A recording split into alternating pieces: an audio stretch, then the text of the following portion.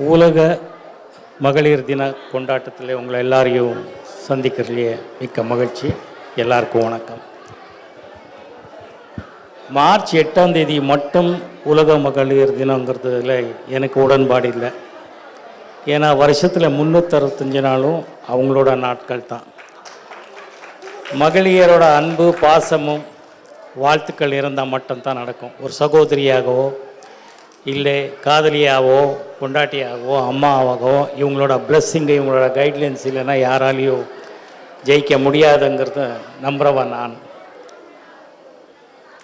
இங்கே இத்தனை பேர் அவார்டு கொடுக்கும்போது தான் தெரியும் நாங்கள் எவ்வளோ சிறிய மனிதர்கள்னு சொல்கிறதுக்காக. நம்மளோட சாதனையெல்லாம் ஒன்றுமே இல்லை, இவங்க பண்ணியிருக்கிற சாதனை இல்லை.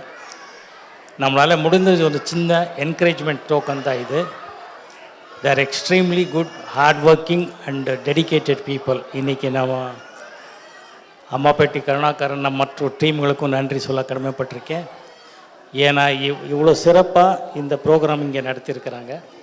இதில் இன்னொரு 2 விசேஷம் என்னென்னா, இந்த ஆர்கெஸ்ட்ராவும் மகளிர் தினம் கொண்டாட்டத்துக்காக அந்த கிருத்திக்கான ஒரு லேடிக்காகத்தான் அவங்களுக்கு தான் ஒப்படைச்சிருக்கிறது. எனக்கு ரொம்ப பெருமையாக இருக்குது.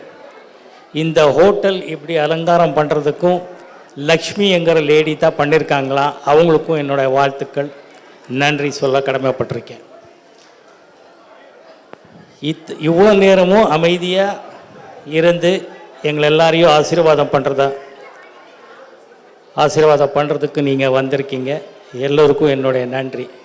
இந்த தருணத்தில் இன்னொரு விஷயம், எங்கள் எல்லாருக்கும் பிடிச்ச இசைஞானி இளையராஜா அவர்கள் லண்டனில் சிம்ஃபோனி வாசிச்சுட்டுருக்கிறார். மிகப்பெரிய சாதனை. பண்ணைப்புறத்துலேருந்து லண்டன். அவர் எக்ஸ்ட்ரானரி தான் இருக்கோம் சிம்ஃபனிங்கிறதுல 2வது வார்த்தை இல்லை. நாங்கள் எல்லோரும் அவருக்காக பிரார்த்தனை பண்ணுவோம். இது மிகப்பெரிய உலக சாதனை ஆகுங்கிறது நான் நம்புகிறேன்.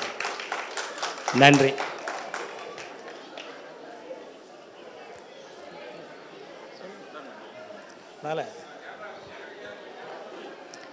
எல்லோரும் பசியில் இருக்கீங்கன்னு தெரியுது.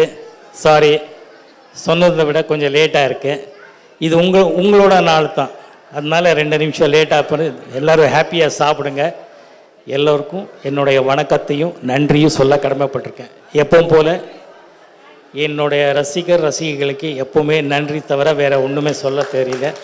இவ்வளோ நேரமும் அமைதியாகவும் எனக்காக இங்கே வந்து ஆசீர்வாதம் பண்ணியிருக்கீங்க. எல்லோருக்கும் நன்றி நன்றி நன்றி. தேங்க்யூ.